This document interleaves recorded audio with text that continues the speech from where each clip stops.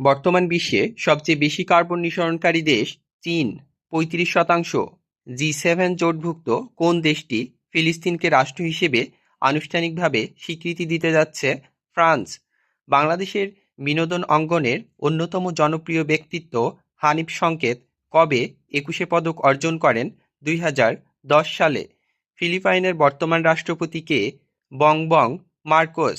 কানাডার বর্তমান প্রধানমন্ত্রী কে? Mark Carney.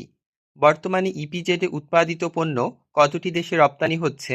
১২০টিরও বেশি। বিশ্বের মোট ইলিশ উৎপাদনের কত শতাংশ বাংলাদেশে উৎপাদিত হয়? ৮৬%। ২০২৪-২৫ অর্থবছরে মোংলা কাস্টম হাউস কি পরিমাণ রাজস্ব সংগ্রহ করেছে? ১,৫৭৮ কোটি টাকা।